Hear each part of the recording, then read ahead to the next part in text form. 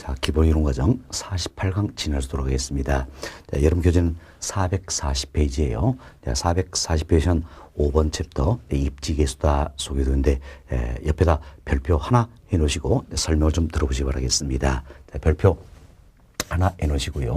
설명을 좀 들어보시기 바라겠습니다. 흔히 우리가 입지계수다 이렇게 하는데 입지계수는 영어 척에서 LQ 또는 LC 이렇게도 표현합니다. 일반적으로 LQ 이 표현을 많이 하는데 입지계수라는 것은 특정 지역이 특정 산업에 특화되어 있느냐 그렇잖아요. 이걸 아주 손쉽게 판별할 수 있는 하나의 기법이 되는 것이다 라는 겁니다. 그럼 자 우리가 예를 들어서 그래서 이 구로 지역에 구로라는 특정 지역이 있다는 이야기예요. 이 구로 지역에 어떤 교육 산업이 특화되느냐 그렇잖아요. 이걸 어때 아주 손쉽게 판별할 수 있는 하나의 기법이 되는 것이다. 이렇게 보시면 되겠어서 입지계수는 어떻게 구할 것인가?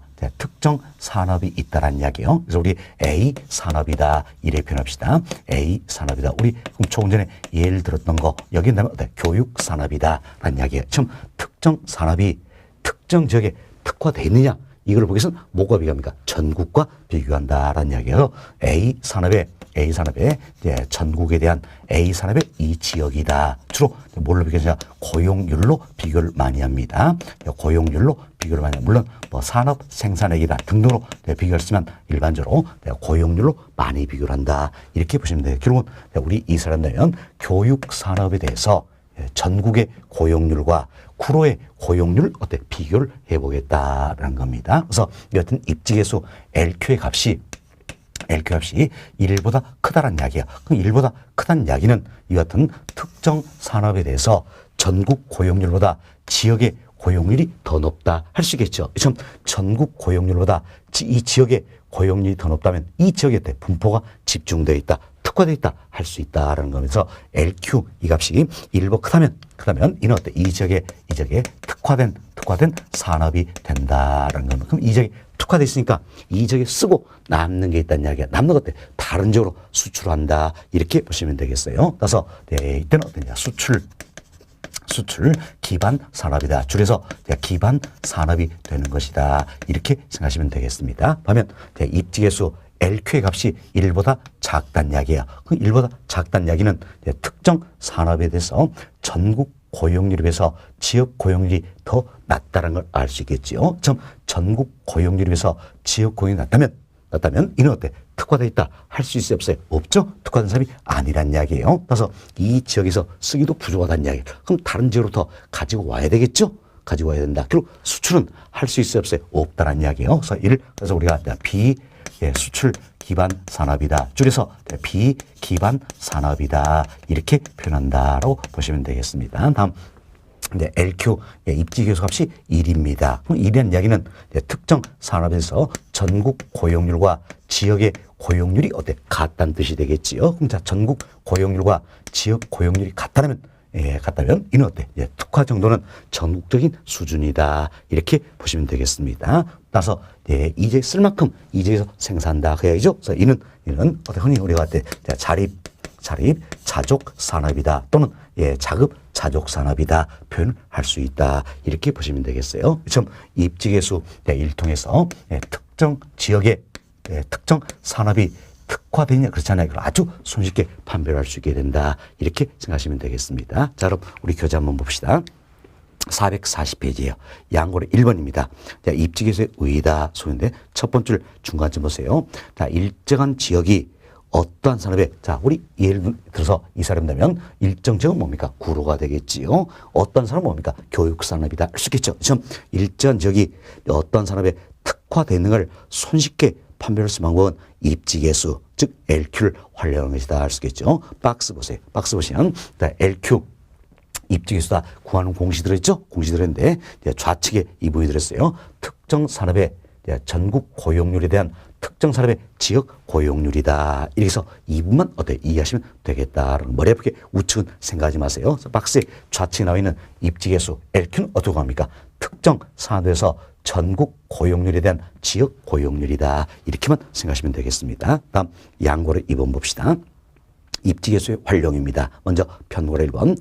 자, LQ 입지계수가 1보다 크다는 이야기예요. 크다. 이는 대상적의 수출 기반 산업을 말한다라는 겁니다. 전국에 비해 특화되어 있다. 특화된 산업이 되겠지요. 편곡을 2번.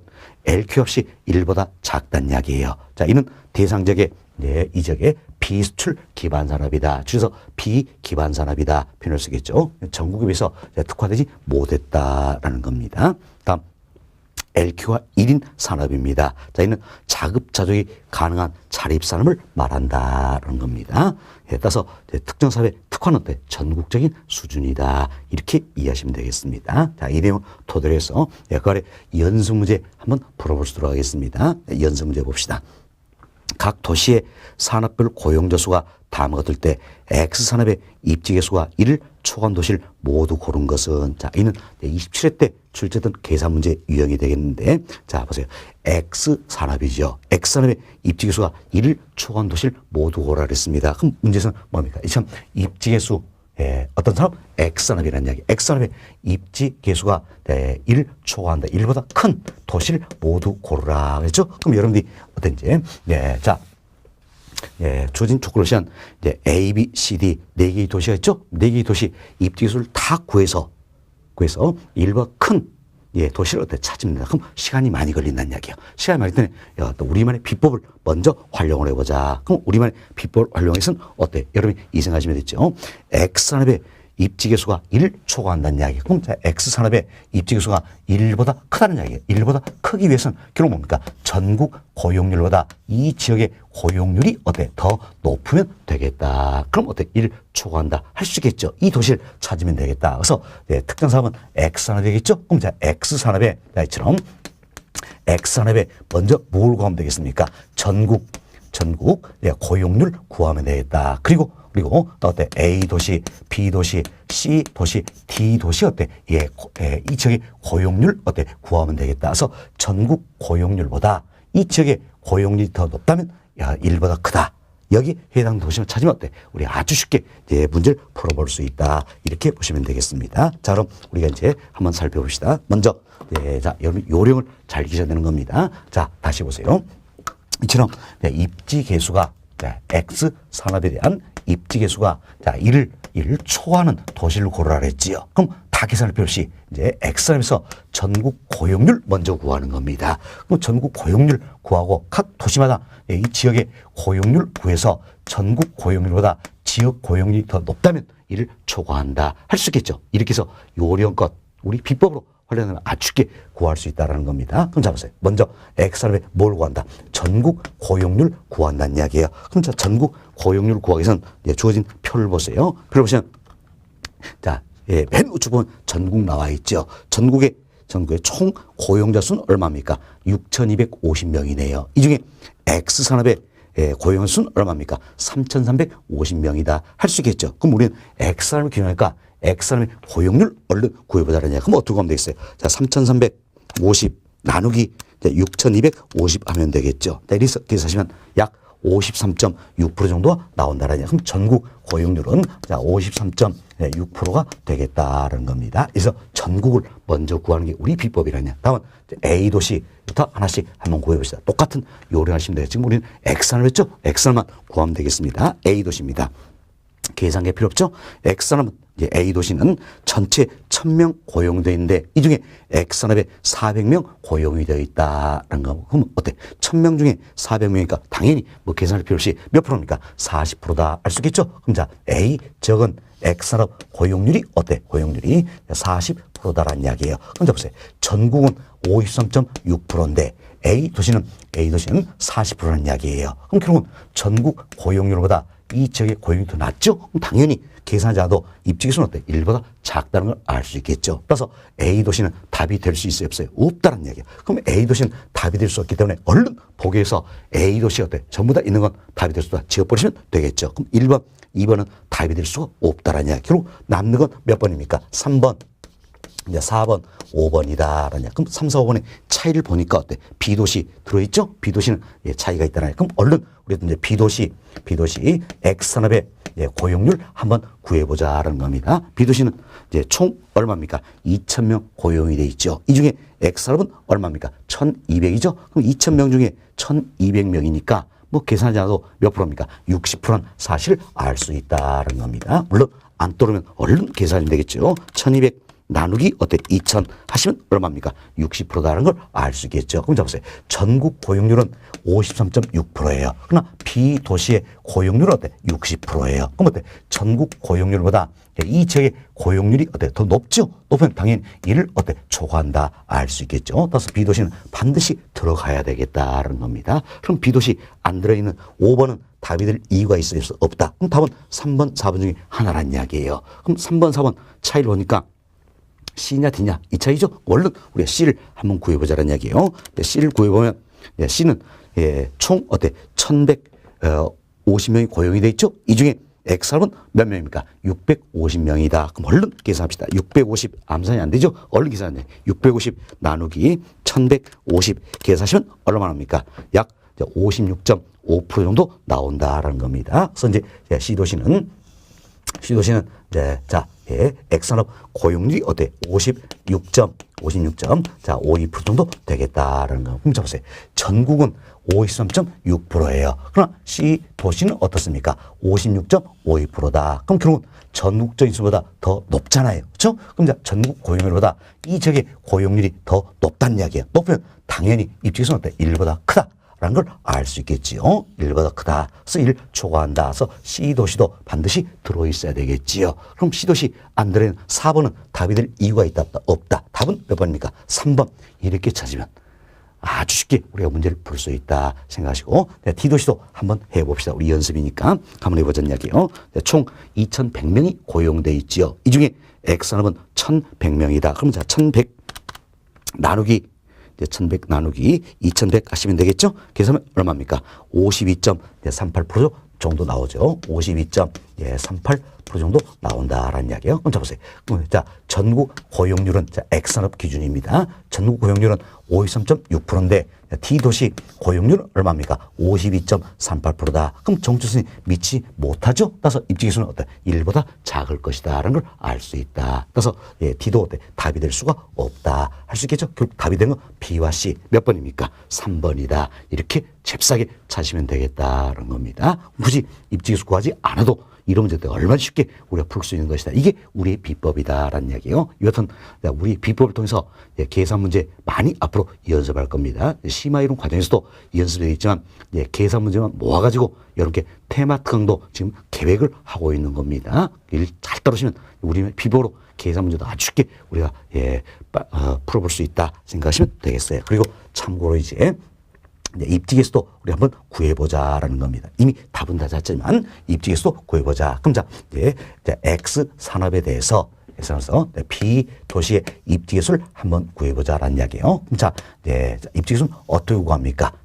특정 산업이죠. 특정 산업은 X 산업이죠. 전국 고용률이다, 지역 고용률이다. 전국 고용률은 얼마입니까? 53.6%가 되겠지요. 그리고 B 도시 고용률은 얼마입니까? 60%가 되겠다. 그럼 단위는 퍼센트 같으니까 바로 계산하면 되겠죠. 60 나누기 53.6이다. 계산은 얼마입니까? 약 반올림해서 1.12 정도 되겠다. 이렇게 보시면 됐어요. 1.12 정도 되겠다. 이렇게 해서 계산하는 겁니다. 자, 하나 더 해봅시다. 그럼 자, X산업의 C도시의 입지계수를 한번 구해보자는 이야기예요. C도시다. 그럼 전국은 얼마입니까? X산업 53.6%가 되겠죠. C도시는 얼마입니까? 56.52%가 되겠다는 겁니다. 단위 같으니까 생략하고 바로 계산하면 되겠죠. 56.52 나누기 53.6이다. 자, 이거 계산하면 자, 반올림해서 반올림 할 게 없죠? 자, 1.05 정도 나오겠다. 이렇게 보시면 되겠어요. 자, 1.05다. 이렇게 생각하시면 되겠어요. 역시 이를 초과한다라는 걸 알 수 있겠죠. 됐습니다. 자, 이렇게 해서 우리 이제 답도 빨리 찾는 방법도 말씀드렸고 입지계수를 계산하는 것도 대비를 해봤다. 이렇게 보시면 되겠습니다. 자, 그래서 연습 좀 되시면 되겠어요. 앞으로는 많은 문제를 풀게 된다 생각하시고 연습을 한번 해보시기 바라겠습니다.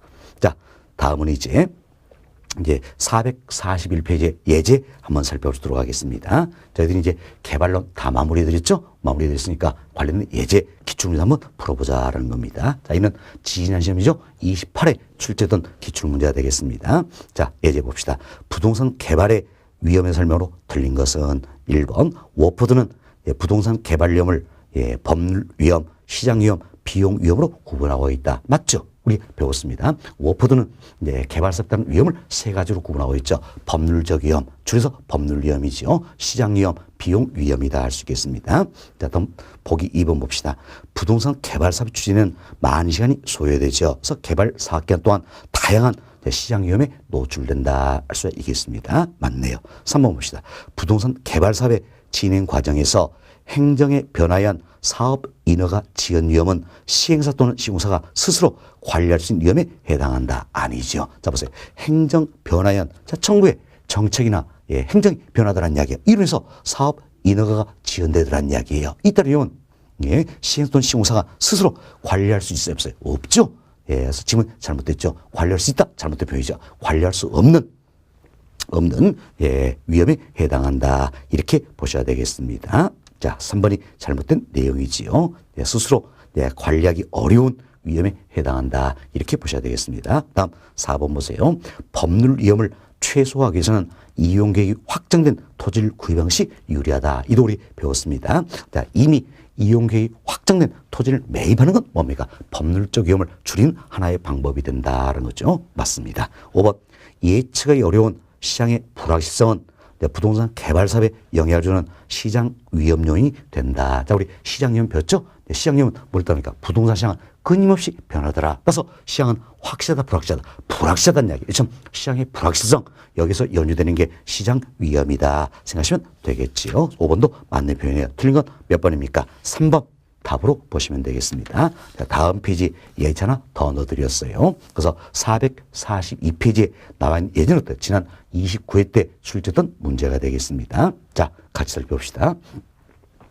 자, 부동산 개발 사업 방식원 설명 중 기업과 니은에 해당하는 것은, 자, 기업본 보세요. 토지 소유자가 토지 소유권을 유지한 채 개발업자에게 사업 시행을 맡기고 개발업자는 사업 시에 따른 수수료를 받는 방식이다. 답 나왔죠? 뭡니까? 바로 이제 사업 수탁 방식이다. 또는 사업 위탁 방식이다. 알 수 있겠죠? 우리 지난 시간에 배웠습니다. 자, 사업 수탁 방식 또는 위탁 방식은 지주공사업의 하나였죠. 그래서 토지 소유자가 개발사업 일체를 개발업자에 맡긴다는 이야기예요. 그렇지만 사업은 누구의 명의로 이루어집니까?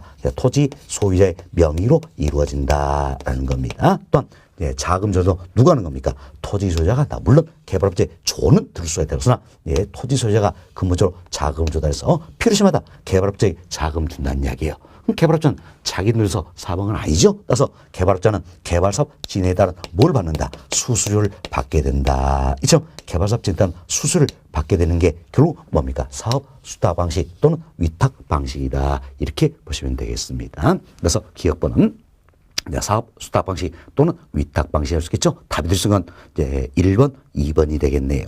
자, 다음 니은번 봅시다. 토지 소유자로부터 형식적인 토지 소유권을 이해받는 신탁회사가 벌써 답 나왔네요. 토지 신탁 방식이 되겠죠. 사업 주체가 되어 개발 공부하는 방식이다. 따라서 니은번은 뭡니까?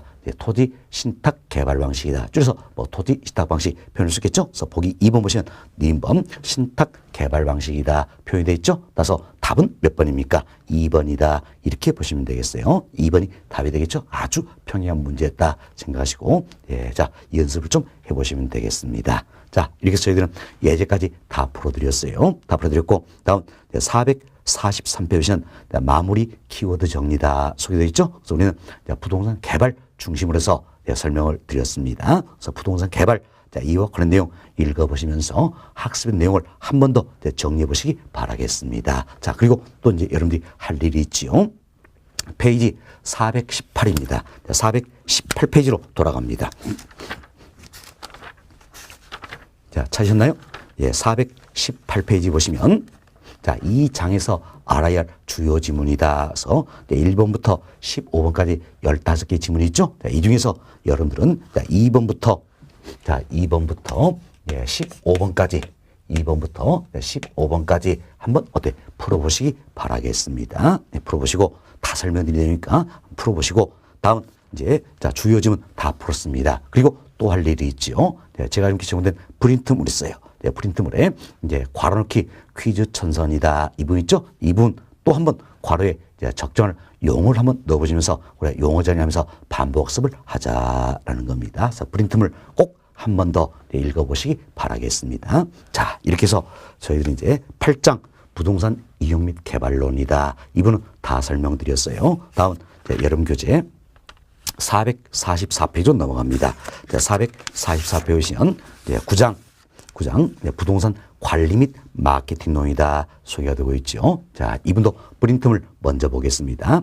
자, 프린트물 먼저 보시면 자, 1번 출제 경향이다 소개됐죠. 자, 최근 5개는 출제경이 중요하다 그랬습니다. 25회부터 29회까지입니다. 거의 매마다 어때? 두 문제씩은 꼬박꼬박 출제 영역인데 지난 시험은 출제되지 않았던 부분이에요. 그래서 최근 5년 동안 출제 안 된다 딱 한 번 있죠. 한 번 있다. 그리고 많게는 어때? 세 문제까지도 출제된 영역이다. 이렇게 생각하시면 되겠습니다. 지난 시험 딱 한 번 출제되지 않았습니다. 너무너무 다행스러운 부분이에요. 왜? 지난 시험 출제 안 되기 때문에 여러분이 보실 이번 시험에 꼭 나올 수밖에 없다. 이렇게 생각하시면 되겠습니다. 그래서 이번 시험도 두 문제 정도는 출제될 것으로 예상이 되는데 9장 관리 및 마케팅 이분도 굉장히 수월한 분입니다. 뭐예요? 부동산 학개론 이 과정에서 이렇게 쉬움이 있을 것인가 할 정도의 수월한 부분이에요. 물론 이분도 마찬가지 처음 듣다 보면 낯선 용어들이 많기 때문에 어렵게 느껴질 수가 있어. 그러나 두세 차례 반복이 되면 굉장히 쉽게 느껴지는 부분이다. 그래서 이번 시험에는 꼭 두 문제는 나올 것으로 예상되기 때문에 제 설명 잘 들어보시고 정리해 놓으시고 반드시 득점할 수 있는 영역이 돼야 된다. 이렇게 생각을 해봅니다. 자, 다음 출제 빈도 한번 보겠습니다. 출제 빈도 보시면 우리 교재는 1절부터 3절까지 세 계절로 구성이 되어 있어요. 1절은 부동산 관리에 대해서, 2절은 부동산 마케팅, 3절은 부동산 광고에 대해서 다루고 있다는 겁니다. 특히 우리 시험은 대체로 두 문제가 나면 관리에서 한 문제, 마케팅에서 한 문제 이렇게 출제된 경향이 있다 생각하시고 1절에 부동산 관리와 2절에 부동산 마케팅 이분을 잘 정리하시면 되겠습니다. 그리고 3절 부동산 홍보는 출제 빈도가 굉장히 낮은 부분이다 생각하시고 몇 가지 그래도 정리를 좀 해주도록 하겠습니다. 자, 이렇게 해서 저희들이 출제 경향, 출제 빈도 다 살펴드렸고요. 다음 여름 교재로 다시 돌아갑니다. 교재 444페이지를 보세요. 444페이지는 자, 이 장에서 알아야 할 주요 지문이다 나와 있죠. 이분도 역시 마찬가지입니다. 9장 부동산 관리 및 마케팅론이다. 이분 제 설명 다 들어보시고 제가 어때? 자, 풀어보시라 말씀드리면 그때 어때? 한번 풀어보시면 되겠다라는 겁니다. 자, 그럼 여름 교재 447페이지로 넘어갑니다. 자, 447페이지에요. 요새는 1절. 자, 부동산 관리다 소개되고 있지요. 하나씩 살펴보도록 하겠습니다. 먼저 1번 챕터입니다. 자, 1번 챕터 보시면 부동산 관리 의의다 소개되고 있는데 1번 챕터 옆에다가는 자, 별표 2개 해놓으시기 바라겠습니다. 자, 별표 2개 해놓으시고 양월 1번 첫 번째로 봅시다. 자, 부동산 관리란 부동산을 관리, 유지, 보존하고 그 성질을 변경시키지 않는 범위 내에서 자, 이분 조심합시다. 자, 부동산 관리라는 것은 성질 어때? 변경시키지 않는 범위 내에서요. 만약에 대상부산의 성질 변경시키면 뭡니까? 개발이 돼버리는 겁니다. 그렇죠? 그래서 관리라는 것은 성질을 변경시키지 않는 범위 내에서 경제상의 유용성을 증대시키기 위하여 이용하고 개량하는 활동을 말한다. 따라서 취득, 유지, 보존, 이용, 개량하는 일체 행위다 할 수 있겠습니다. 자, 부동산 관리는 물리적 설뿐만 아니라 경영 및 법률을 포함하는 복합적인 접근이 필요하다. 결국 복합 개념에 입각해서 관리가 이루어진다. 이렇게 보시면 되겠어요. 근데 의의를 설명드리는데 딱 두 가지 조심하면 됩니다. 자, 부동산 관리라는 것은 먼저 성질을 변경시키지 않는 범위 내에서다. 이렇게 생각하시고 다음 복합 개념에 입각해서 다양한 측면에서 관리가 이루어진다. 이렇게 두 가지 조심하시면 되겠습니다. 다음 양고로 2번입니다.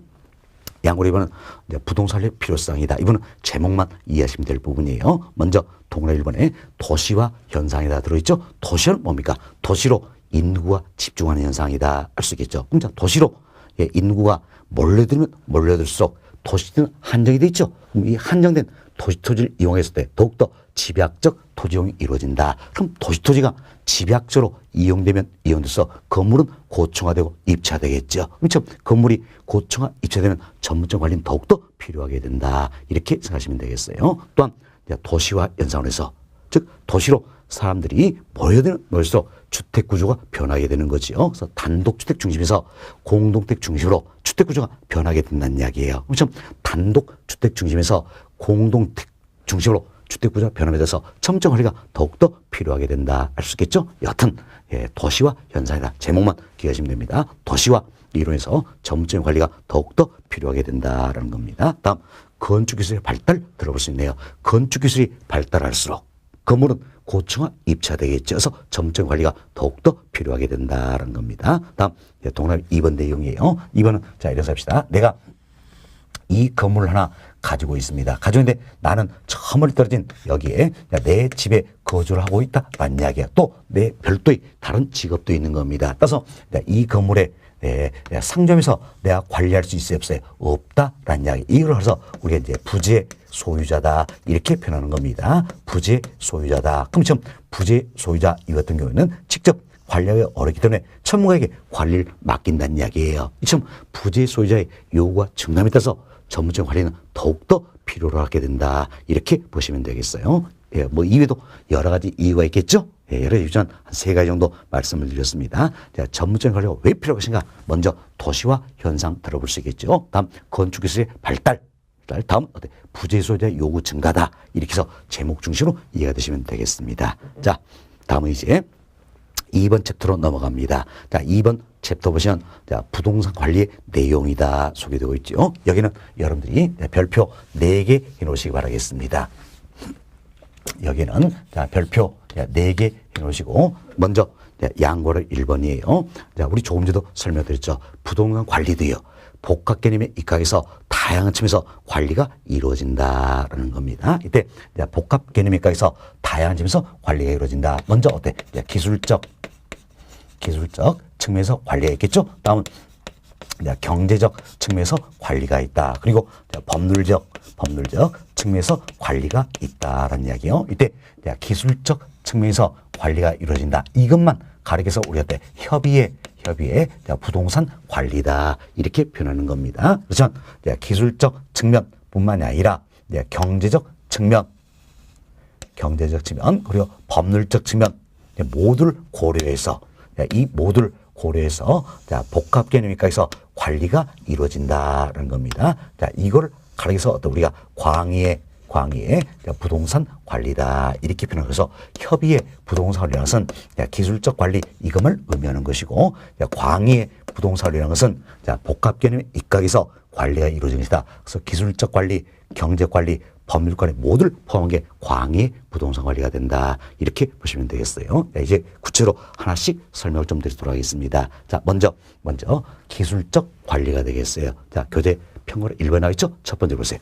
기술적 관리라는 것은 이제 대상선의 물리적, 기능적 하자에 대해서 이처럼 물리적, 기능적인 하자에 대해서 조치를 취하는 활동이다. 이렇게 보시면 되겠어요. 그래서 대상선의 물리적, 기능적 하자에 대해서 조치를 취하는 것이다. 그리고 그다음 좀 협의의 관리를 한다. 그래서 우리가 협의의 관리다. 이건 뭐만 이야기합니까? 기술적 관리 이것을 의미하는 것이다. 이렇게 생각하시면 되겠습니다. 다음 이처럼 이제 건물 중심으로 살펴보면 기술적 관리 영역에도 여러 가지가 있다는 이야기예요. 동화 1번에 나와 있죠. 자, 위생 관리, 설비 관리, 보안 관리, 보존 관리 등이 있다는 겁니다. 이건 건물 중심으로 살펴보는 거예요. 그럼 자, 우리 생각합시다. 건물에 여튼 건물이 있다는 이야기야. 그럼 이 건물에 옥상에 물탱크 청소하겠다는 거죠. 또 벌레 끓지 말라고 살충 소독하겠다는 이야기야. 이 같은 것들이 위생 관리다 할 수 있겠죠. 다음 이 건물에 엘리베이터가 있죠. 또 보일러가 있다는 이야기예요. 이 같은 걸 관리할 때는 뭡니까? 설비 관리가 되겠지요. 다음 이 건물에 도둑 들지 말라 방법. 다음 또 재해를 예방한다 방제. 그래서 방법 방법, 방제. 자, 이와 관련된 게 바로 뭡니까? 보안 관리다 할 수 있겠습니다. 다음 이제 현 상태를 유지시키자. 이게 뭡니까? 보전 관리가 되겠다. 이처럼 건물 중심으로 살펴보면 기술적 관리 영역에도 위생 관리, 설비 관리, 보안 관리, 보전 관리 등이 있다. 이렇게 보시면 되겠어요. 다음 또 우리가 이 부분을 한번 생각해 봅시다. 여기 보세요. 요시는 이처럼 자, 건물이 있고 다음 여기에 토지, 부지가 있다는 겁니다. 이때 부지의 면적은 넓습니다. 그렇지만 건물의 건축 면적이 이처럼 지나치게 어때? 협소하다라는 이야기예요. 협소하다. 그럼 이 같은 경우에는 건물과 부지가 어울립니까? 어울리지 않습니까? 어울리지 않는다는 이야기야. 이걸 우리가 뭐라 표현하냐? 건물과 부지의 부적응이다. 이렇게 표현하는 겁니다. 그럼 참 건물과 부지가 어울리지 않는다는 이야기야. 그럼 이 건물 자체적으로 제 기능을 다한다. 할 수 있어요? 없어요? 없죠? 그럼 제 기능을 다하지 못하기 때문에 결국 어때? 기능적 측면에서 하자가 발생했다는 걸 알 수 있겠지요. 그럼 이때 건물과 부지의 부적응을 어때? 개선하고자 한다는 이야기야. 그럼 건물과 부지의 부적응을 개선하고자 한다. 이는 결국 뭡니까? 기능적 하자에 대해서 조치를 취하는 것이다. 할 수 있겠죠. 이점 기능적 하자에 대해서 조치를 취하는 활동이 되기 때문에 건물과 부지의 부적응을 어때? 개선시키는 활동은 결국 어디에 합니까? 바로 기술적 관리 여기에 해당한다는 겁니다. 자 보세요. 기술적 관리는 물리적 기능적인 하자에 대해서 조치를 취하는 거랬죠? 지금 기능적 하자에서 조치를 취하는 거가 당연히 어디 합니까? 기술적 관리에 해당한다. 이렇게 생각하시면 되겠어요. 이걸 우리 집에서는 말 바꾸기 한 적 있지요. 건물과 부지의 부적응을 개선시키는 활동은 경제 관리에 해당한다. X 잘못되어 있지요. 어디에 해당합니까? 기술적 관리에 해당한다. 이렇게 생각하시면 되겠습니다. 자, 다음은 동그란 3번 내용이에요. 3번 이래 생각합시다. 자, 이제 토지 관련해서 토지 관련해서 내 땅이 어디까지다. 그래서 경계 측량을 실시할 수 있겠죠. 그리고 그리고 내 땅이 여기까지다. 이렇게 해서 어때? 철조망을 똘똘 뜯어 말아서 경계를 표시할 수가 있다는 이야기예요. 이처럼 대상선의 경계 확정을 위한 경계 표시, 경계 측량을 실시하다. 모두가 어때? 기술적 관리 영역에 해당이 된다. 이렇게 생각하시면 되겠습니다. 이 정도로 보시고 특히 건물과 부지의 부적응을 개선시키는 활동이다. 이는 어디에 합니까? 기술적 관리에 해당한다. 잘 이해하시면 되겠습니다. 다음 평고로 2번이에요. 평고로 2번은 경제적 관리다 속에 오는데 경제적 관리라는 것은 부동산을 운용해서 합리적인 순이익을 창출하는 것을 말한다라는 겁니다. 좀 합리적인 순이익을 창출하는 말 때문에 수익성 부동산에서 특히 중요하다. 이렇게 보시면 되겠어요. 그럼 이 같은 경제 관리도 여러 가지 영역이 있겠죠. 먼저 합리적인 순이익을 창출해서 수지 관리가 돼야 되겠죠. 수지는 뭡니까? 수익과 지출이라는 이야기야. 수익과 지출의 관리가 돼야 되는 또한 회계 관리도 필요하겠지요. 그리고 인력 관리도 필요하다는 겁니다. 조심하실 건 인력 관리 이 부분이에요. 인력 관리는 쉽게 생각합시다. 사람을 적재적소에 배치시킨다는 이야기예요. 즉 사람을 적재적소에 배치함으로써 순이익을 어때? 합리적인 순이익을 창출해 볼 수 있다. 따라서 인력 관리는 어디에 해당합니까? 경제적 관리에 해당한다라는 겁니다. 자, 인력 관리는 어디에 해당합니까? 경제적 관리에 해당한다. 이렇게 보시면 되겠습니다. 자, 다음 평균 3번. 법률적 관리가 되겠습니다. 자, 법률적 관리는 대상 부동산에 대한 행정적 내지 법률적 측면에서 관리하는 것을 말한다. 이렇게 생각하시면 되겠어요. 그리고 그 다음 쯤 보세요. 기술적 관리, 경제 관리, 법률적 관리 모두를 포함하여 우리가 뭡니까? 광의의 부동산 관리다. 이렇게 표현한다는 겁니다. 다음 페이지 넘겨보세요.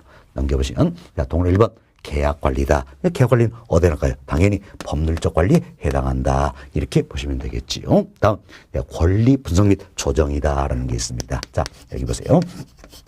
권리 분석 및 조정이다라는 게 있는데 이때 권리를 분석해 봅니다. 분석해서 나에게 유익한 내용이라면 어때? 존속시켜야 되겠지요. 그렇지만 나에게 불리한 내용이라면 어때? 조정을 해야 된다. 이처럼 권리 분석 및 조정이다. 이도 어디에 합니까? 법률적 관리에 해당한다. 이렇게 생각하시면 되겠습니다. 다음 동그라미 2번 내용이요. 자, 지목을 변경하거나 용적률 변경하겠다는 이야기예요. 일종에서 법률적 이용 가치를 개선하고자 한다. 이도 어디 합니까? 법률적 관리 영역에 해당한다는 겁니다. 자, 이렇게 해서 부동산 관리도 기술적 관리, 경제적 관리, 법률적 관리, 복합 개념에서 이루어진다 생각하시고 교재에 나와 있는 내용, 제가 설명드린 내용 중심으로 이해가 좀 되시면 되겠습니다. 됐습니다. 다음 양고로 2번 내용이에요.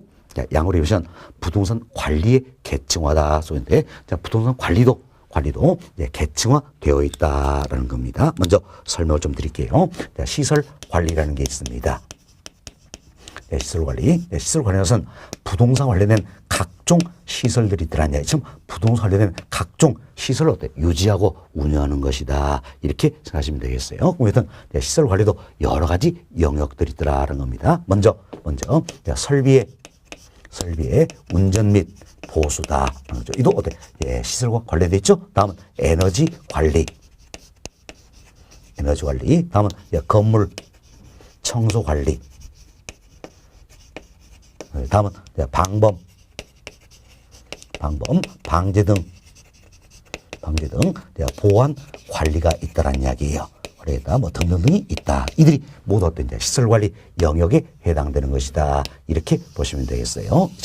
시설 관리라는 것은 부동산 관련된 각종 시설을 유지하고 운영하는 것이다. 아주 소극적인 관리가 된다 할 수 있겠죠. 이것은 시설 관리에 이제 건물 및 임대차 관리라는 게 있어요. 임대차 관리다. 자, 여기까지 포함해서 더 넓은 의미에서 우리가 재산 관리다. 이렇게 표현하는 겁니다. 재산 관리다. 그래서 재산 관리는 시설 관리를 포함하는 개념이다 할 수 있겠죠. 재산 관리는 건물 및 임대차 관리 여기까지 포함한다. 그래서 재산 관리를 학자에 따라서는 건물 및 임대차 관리다. 또는 부동산 관리다. 이렇게도 표현한다라는 겁니다. 시설 관리를 포함해서 건물 및 임대차 관리 여기까지 포함해서 더 넓은 개념이 바로 이제 재산 관리가 되겠다. 이렇게 보시면 되겠어요. 자, 다음은 이제 포트폴리오 관리라는 게 있습니다. 포트폴리오 관리다. 포트폴리오 관점에서 관리하겠다는 이야기예요. 또는 투자 리스크 관리. 리스크는 위험이죠. 리스크 관리다. 다음은 부동산의 매각 관리라든지, 다음은 리모델링, 재투자, 재개발에 대한 의사결정.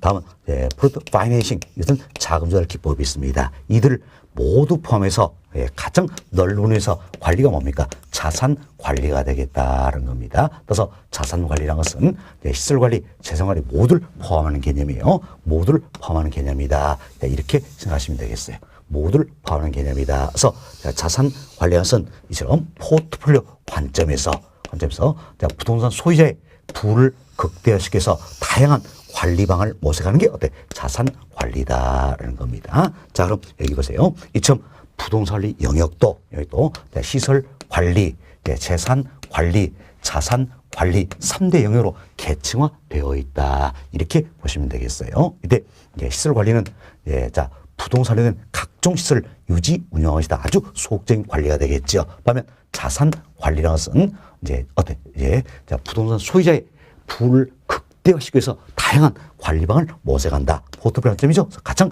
적극적이고 중요한 게 자산 관리가 되겠다. 이렇게 생각하시면 되겠습니다. 다음은 여기 보세요. 자, 여기 보시면 설비의 운전 및 보수다. 이런 시설 관리에 해당되죠. 이건 시설 관리 포함해서 더 넓은 의미가 자산 관리에 되기 때문에 당연히 자산 관리도 포함이 된다 할 수 있겠죠. 그렇지만 여기 보세요.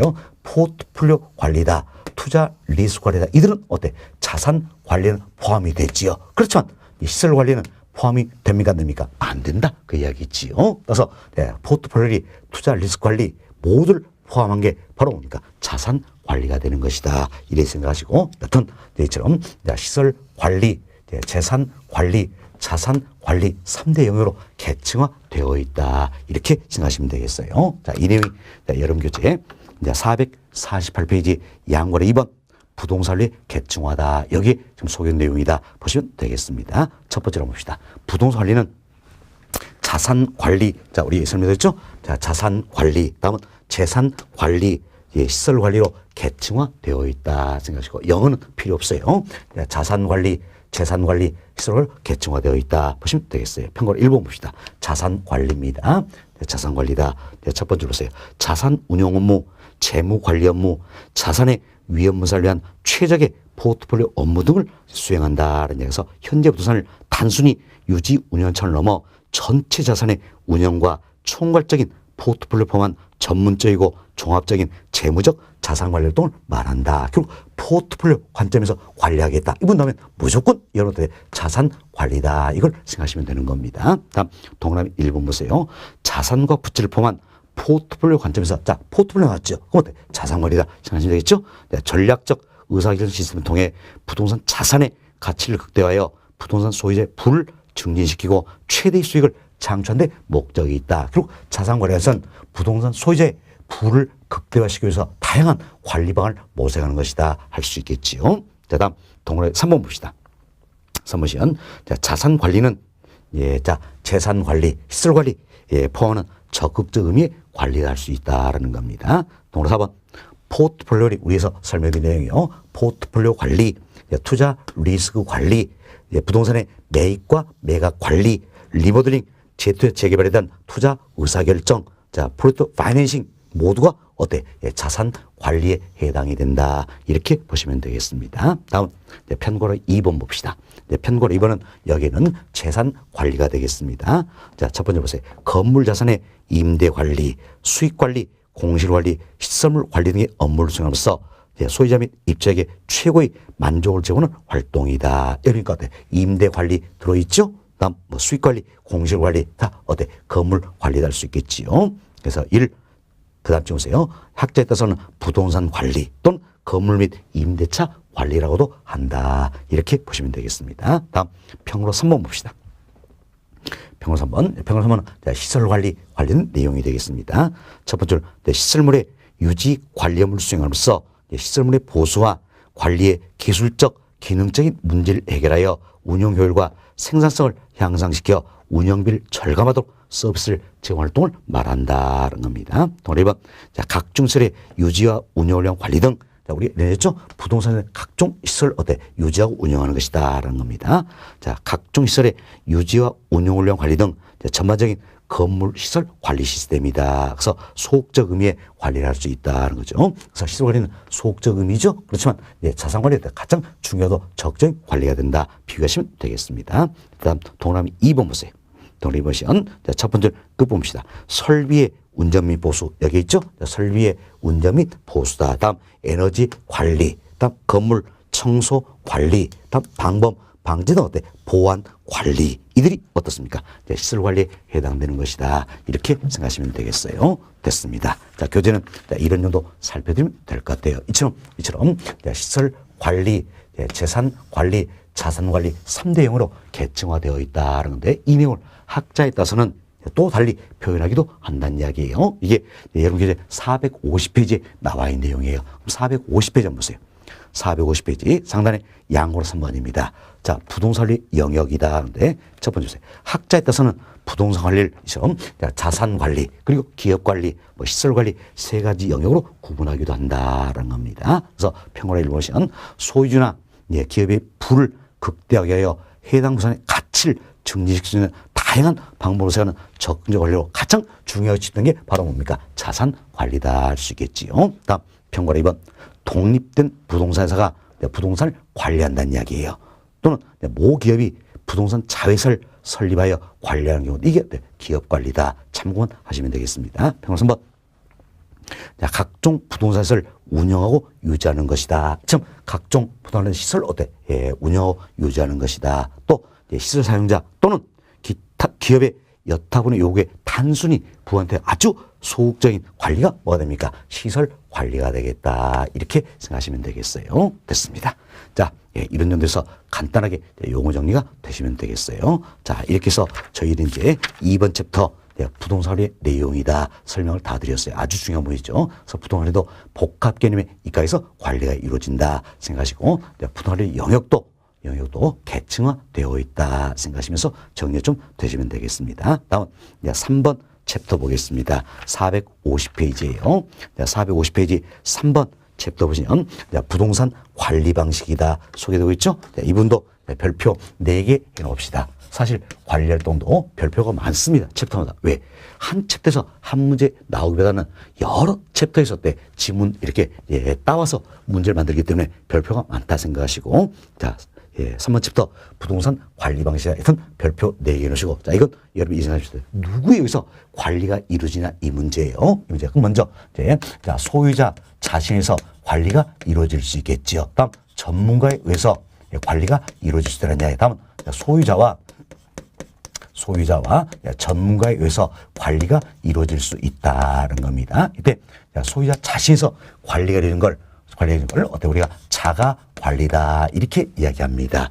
자기 걸 자기가 하니까 자가 관리다. 다른 말로 자치 관리다 표현하기도, 자영 관리다 표현하기도 하면, 또한 직접 관리다 표현하기도 한다. 그래서 우리 시험에서는 자가 관리 이 표현을 가장 많이 썼고, 다음 최근에 직접 관리다 이 표현도 쓰고 있다라는 겁니다. 그럼 자, 직접 그러면 뭡니까? 소유자 자신이 직접 하겠다 그 이야기예요. 그래서 자가 관리다 이렇게 생각하시면 되겠습니다. 다음 전문가에서 관리가 이루어지네. 그럼 전문가에 맡기겠죠. 맡기니까 이럴 때 우리가 위탁 관리다 이렇게 표현합니다. 자, 이는 외주 준다해서 외주 관리다 또는 간접 관리다 이렇게도 표현되고 있다는 겁니다. 그래서 과거에는 이분도 위탁 관련 표현을 많이 썼어요. 최근에는 또 간접 관리다 이렇게도 표현하고 있는 겁니다. 그래서 간접 관리 나오면 뭡니까? 위탁 관리다 생각하시면 되죠. 자, 직접 관리 나오면 소유자 자신에서 직접 이루어진다. 자가 관리. 간접 관리 나오면 전문가에서 이루어진다. 위탁 관리다 이렇게 보시면 되겠어요. 다음 이제 소유자와 전문가에서 관리가 이루어진다. 그럼 밑에는 소유자 자신이 할 수 있는 분은 자신이 하겠죠. 특히 경영 관리했는다. 처음 자신이 할 수 있는 자신이 하겠다. 이는 뭡니까? 자가 관리가 되겠죠. 또는 직접 관리가 되겠다는 겁니다. 반면 소유자 자신이 하기 어려운 시설, 설비, 이와 관련된 부분이 있다면 이건 전문가에 맡기겠다. 위탁 관리가 되겠죠. 즉 간접 관리가 되겠다. 지금 소유자 자신이 할 수 있는 부분 직접 하고 하기 어려운 부분 전문가에 맡긴다는 이야기예요. 그래서 자가 관리와 위탁 관리가 섞여 있는 형태다. 또는 직접 관리와 간접 관리가 섞여 있는 형태다 할 수 있겠죠. 그래서 이 같은 경우는 우리가 혼합 관리다 이렇게 표현한다 생각하시면 되겠습니다. 혼합 관리다. 자, 그럼 보세요. 이제 여기는 자가 관리와 위탁 관리 둘 중에 자, 어느 게 더 부동산 관리에 유용하다 할 수 있겠어요? 이는 부동산 종류에 따라 달라지는 겁니다. 예를 들어서 우리 이제 단독 주택이다 또는 소규모 부동산이다. 이 같은 경우는 소유자 자신이 직접 관리에 더 유리하다 할 수 있겠지요. 그렇지만 공동주택이란 이야기예요. 공동택 또한 오피스 빌딩처럼 대규모 부동산 이 같은 경우 전문가에게 맡기는 게 더욱더 유리하다. 위탁 관리가 더욱더 유리하다 할 수 있겠습니다. 이처럼 부동산의 종류에 따라서 어떤 방식이 더 유리할 것인가 달라진다 생각하시고, 특히 이렇게 생각하세요. 단독주택이다. 단독주택 이는 어때? 소유자 자신에서 관리가 더 유리하다. 자관리가 더욱더 유리하다. 다음 공동택 이 같은 경우는 어때? 전문가에서 관리하는 게 더욱더 유리하다. 위탁 관리가 더욱더 유리하다. 이렇게 보시면 되겠어요. 자, 다음 이처럼 이제 자가 관리와 위탁 관리 이 중에 뭐가 먼저 나왔을까요? 그렇죠? 자가 관리가 먼저 나왔다는 이야기예요. 그럼 자가 관리에서 위탁 관리로 좀 변모가 되어간다. 이 과도기적 관리 방식으로 유리한 게 뭡니까? 자가 관리와 위탁 관리 섞여 있는 혼합 관리가 되겠다. 이렇게 보시면 돼서 혼합 관리의 큰 장점이 바로 뭡니까? 자가 관리에서 위탁 관리로 이행하는 과도기적 방식으로 아주 유리하다. 이것은 장점 있는 게 혼합 관리다라는. 또한 혼합 관리는 자가 관리와 위탁 관리가 섞여 있죠. 따라서 소유자 자신의 강한 지휘 통제력을 발휘하면서 위탁 관리 편리까지 동시에 누려볼 수 있다. 이 같은 장점이 있다라는 이야기요. 그렇지만 혼합 관리 경우에는 하자가 발생했어요. 그럼 하자가 발생했을 때는 책임 소재가 명확합니까? 불명확합니까? 불명확하다라는 이야기예요. 불명확하다라는 겁니다. 불명확하다. 이 같은 단점이 있다. 이렇게 보시면 돼요. 자, 보세요. 혼합 관리는 자가 관리와 위탁 관리 섞여 있죠. 따라서 하자가 발생했었을 때는 책임 소재가 어때? 불명확하다, 불명하다. 이 어떤 단점이 있다라는 걸 생각하시면 되겠습니다. 다음은 우리 또 몇 가지 더 비교해 봅시다. 자, 보세요. 기밀 유지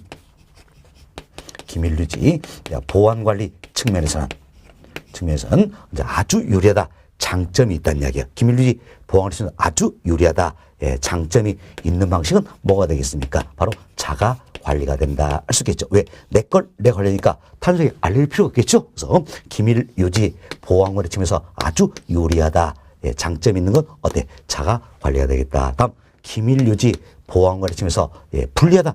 이런 단점이 있는 건 뭡니까? 위탁 관리다 할 수 있겠죠. 전문 맡기면 내 것들 다 알려줘야 되겠죠. 그래서 기밀 유지 보안 관리 측면에서 불리하다, 단점 있는 건 위탁 관리다. 그럼 우리가 이를 들어서 이제 기밀 유지 보안 관리 측면에서는 자가 관리와 위탁 관리는 어디가 더 유리합니까? 자가 관리가 더욱더 유리하다. 이렇게 이해하시면 되겠습니다. 우리 시험 출제가 잘 되는 부분이에요. 자, 기밀 유지 보안 관리 측면에서는 자가 관리, 위탁 관리 모두 유리합니까? 자가 관리가 유리하다. 이렇게 보시면 됩니다. 다음 전문가의 전문성을 활용하는 측면입니다. 그래서 전문가의 전문성을 최대한 활용할 수가 있다. 이처럼 전문가의 전문성을 최대한 활용할 수 있어서 시설물의 노후화를 최소화할 수 있다는 이런 장점이 있다. 이는 뭐가 됩니까? 전문가에 맡기는 위탁 관리가 되겠지요. 다음 전문가의 전문성이 부분적으로만 활용이 된다는 이야기예요. 이 같은 단점이 있는 건 뭡니까? 혼합 관리가 되겠다. 왜 그렇습니까? 혼합 관리는 소유자 자신이 할 수 있는 자신이 하겠죠. 자신이 하기 어려운만 전문가에 맡긴다는 이야기예요. 그래서 전문가의 전문성이 참 부분적으로만 활용이 된다. 이 같은 단점이 있다는 이야기. 다음 전문가의 전문성을 결하기 쉽다는 이야기예요. 결한다는 이야기 뭡니까? 전문성이 떨어진다는 이야기지요. 떨어진다. 자, 이는 뭐가 됩니까? 바로 자가 관리가 돼. 왜? 소유자 자신은 전문가가 아닌 경우가 많겠죠? 그래서 전문가의 전문성을 결하기 쉽다. 그래서 시설물 노화를 오히려 촉진시킬 수 있다는 단점이 있는 게 바로 뭡니까? 자가 관리가 된다. 이렇게 생각하시면 되겠어요. 자, 이제 이 내용 토대로 해서 교재 한 번 더 살펴보도록 하겠습니다. 자, 여러분 교재 봅시다. 교재 보시면 자, 먼저 450페이지예요. 자, 양권 1번 자가 관리다 소개되고 있죠. 자, 자가 관리는 뭡니까? 소유자 자신에서 관리가 되는 경우를 말한다. 그래서 첫 번째를 소유자 자신이 직접 관리하거나 또는 타인에게 임대한 건물을 직접 관리하는 것이다. 그래서 다른 말로 자치 관리, 자영 관리, 직접 관리라고도 한다. 단독 주택이라든지 소규모 부동산에 유리한 관리 방식이 된다는 겁니다.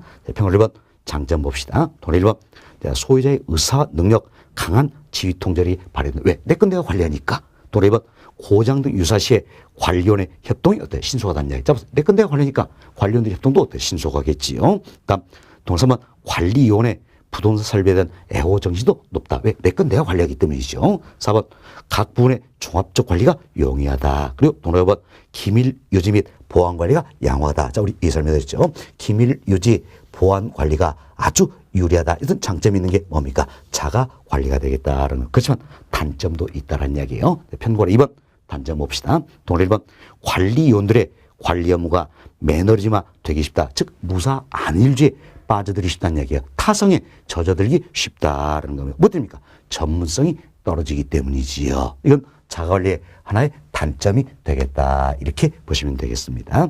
동일 2번 관리의 전문성을 결하기 쉬워. 자, 전문성이 떨어진다는 이야기예요. 그래서 시스템의 노화를 오히려 촉진시킬 수 있다. 이것은 단점이 있는 건 뭡니까? 바로 자가 관리가 된다. 이렇게 보시면 되겠지요. 다음 양보로 2번입니다. 위탁 관리죠. 첫 번째 보세요. 관리 전문업자에게 위탁하여 부동산을 관리하는 것이다. 그래서 전문가에서 관리가 되는 게 위탁 관리가 되겠지요. 다른 말로 우리가 이제 외주 관리다, 간접 관리다 표현하기도 하겠지요. 다음 공동택이나 오피스 빌딩 등 대규모 부동산의 유리한 관리 방식이다. 선생님도 잘 배웠죠. 단독주택은 소유자 자신에서 관리하는 자관리가 더욱더 유리하다 할 수 있겠으나 그러나 공동택 이와 같은 경우에는 전문가에서 관리하는 위탁 관리가 더욱더 유리하다. 이렇게 구분하자 그랬습니다. 다음 평균 1번 장점 봅시다. 전문가의 전문적 관리와 서비스를 받을 수 있다. 자 보세요. 위탁 관리는 전문가에서 관리가 되죠. 그래서 전문가의 전문적 관리 서비스를 받을 수 있다 하는 장점이 되겠죠. 돈 2번 건물 관리에 전문성을 통하여 시설물 노후화의 최소 및 효율적 관리가 가능하다. 자, 우리의 설명은 전문가의 전문성을 최대한 활용할 수가 있다. 그래서 시설물 노후화를 최소화할 수 있다. 이 같은 장점이 뭡니까? 위탁 관리다. 이렇게 설명드렸죠. 다음 동그라미 3번 관리 업무의 매너리즘화 방지가 가능하다. 그냥 무사 안일주의에 빠졌던 거, 타성에 젖은 거 방지가 가능하다는 이야기예요. 왜 그렇습니까? 이건 전문성이 높기 때문이죠. 전문성이 높기 때문이다라는 겁니다. 다음 동그라미 4번 소유자는 위탁 관리국 자기 본업에 충실할 수가 있겠지요. 5번 관리비에 적게 들고 관리던 안정적이다라는 건데 사실 이분이 또 여러분이 혼동을 좀 많이 하시는 부분이에요. 그런데 우리 쉽게 자 이런 생각을 한번 해봅시다. 여기 보세요. 자, 이와 같은 아파트 단지가 있다라는 얘기. 단지인데 여기에 101동이 있습니다. 101동. 자, 여기에 102동이 있다. 이렇게 가정을 해봅시다. 101동 60세대, 102동 60세대예요. 그럼 모두 합하면 어때? 120세대죠? 그럼 120세대, 120세대. 자, 소유자들이 모두 모여서 관리하는 게 어때? 바로 자가관리, 직접 관리가 되겠다 할 수 있겠죠. 그럼 잡으세요. 120명이 모여서 관리를 합니다. 그럼 120명이 모여서 의사를 내리다 보면 배가 어때? 산으로 갈지 바다로 갈지 알 수가 없더라냐. 관리 자체가 불안정하겠지요. 그러나 전문가에서 관리를 되면 훨씬 더 어때? 안정적인 관리가 이룰 수 있다는 겁니다. 또한 또 이해합시다. 120세 소유자가 모두 모여서 관리를 하는 겁니다. 그럼 어때? 이 사람들이 본업에 종사할 수 없겠죠. 당연히 120명 모여서 관리하고 그다음 대가를 받아야 되겠죠. 그럼 어때? 비용이 만만치 않겠죠. 이거보다는 전문가에서 관리가 이루어진 것 때문에 훨씬 더 비용도 적게 든다. 이런 의미로 생각하셔야 되겠습니다. 그래서 여러분 교재 평가로 1번 장점의 동그라미 5번 다시 봅시다. 관리비가 적게 들고 관리돈 안정적이다. 이는 결국 뭡니까? 전문가에 맡기는 위탁관리의 하나의 장점이 될 수 있다. 이렇게 생각하셔야 되겠습니다. 다음 편고로 2번 단점입니다. 동그라미 4번 보세요. 기밀 유지 및 보안성이 결여되기 쉽다. 참 기밀 유지 보안을 치면서 아주 불리하다. 단점인 게 어때? 위탁 관리였지요. 그래서 우리가 이런 설명 드렸어요. 기밀 유지 및 보안을 치면서는 뭐도 유리합니까? 자가 관리가 위탁 관리보다 더욱더 유리하다. 잘 기억하셔야 겠습니다. 다음 동그라미 5번 관리회사가 영리만 추가하다 보면 관리가 어때? 부실해질 우려도 있다. 이도 하나의 단점이 되겠습니다. 다음 양고로 3번 봅시다. 양고로 3번은 혼합 관리에 대한 설명이지요. 첫 번째 보세요. 부동산 관리업 일부는 위탁하고 나머지는 직영형태다. 자, 일부는 전문가에 맡기겠다는 이야기. 위탁하고 나머지는 어때? 소유자 자신이 하겠다. 직접 관리하겠다. 그 이야기지요. 그러면 자관리, 위탁관리 섞여 있다 할 수 있겠지요. 뒷집은 자관리가 곤란한 부분만 선별하여 위탁한다는 겁니다. 그러면 자가관리와 위탁관리 섞여 있죠. 그래서 소유자와 전문가에서 관리가 이루어진다. 이게 이제 혼합관리가 되는 것이다 생각하시고 다음 주 보시다. 따라서 경영관리는 어때? 자가관리라고 시설관리는 위탁관리라는 경우는 어때? 혼합관리다 할 수가 있겠습니다. 다음 평가 1번 장점 봅시다. 우리 설명드렸죠. 자가관리에서 위탁관리로 이행하는 과도기 방식으로 아주 유리하다. 쓰는 게 혼합관리 하나의 장점이 되겠지요. 또 2번 필요한 부분 필요한 부분 주로 기술적인 부분만 위탁한다는 데서 소유자에게 유리한 경우가 많다는 거예요. 다음 동그라미 3번 빌딩 소유자의 강한 지휘 통제력이 그대로 지속되면서 위탁관리 편리를 이용할 수 있다. 이도 하나의 장점이 되겠죠. 사실 혼합관리는 자가관리와 위탁관리 섞여 있죠. 따라서 소유자 자신의 강한 지휘 통제를 발휘하면서 위탁관리 편리까지 누려볼 수 있다라는 겁니다. 왜? 둘이 섞여 있기 때문에. 이도 어때? 하나의 장점이 된다. 이렇게 생각하시면 되겠어요. 다음 페이지 단점 봅시다. 또 1번 하자가 잘 기억하셔야 됩니다. 자, 혼합관리 같은 경우에는 하자가 발생했을 때 책임 소재가 분명합니까? 불명합니까? 그렇죠? 불명확하다. 불분명하다라는 이야기예요. 책임 소재가 불명 또는 어때? 불분명하다라는 이야기예요. 이는 하나의 단점이 되는 것이다 할 수 있겠죠. 또한 동그라미 2번 전문가의 능력이 부분적으로만 활용되는 전문가의 점성일 때 부분적으로만 활용되는 것도 하나의 단점이 될 수 있다. 다음 운영이 서투르면 자가관리, 위탁관리의 단점만 즉 결점만 노출될 수도 있는 거죠. 이도 하나의 단점이 될 수 있다. 이렇게 생각하시면 되겠어요. 그래서 여러분들이 자가관리, 위탁관리, 혼합관리 개념을 이해하시고 장단점 잘 비교할 수 있으면 되겠습니다. 자, 이렇게 해서 이번 시간에는 부동산 관리활동 세 번째 챕터 관리 방식 여기까지 말씀을 드렸어요. 다음 시간은 네 번째 챕터 유지활동부터 설명을 좀 드리도록 하겠습니다.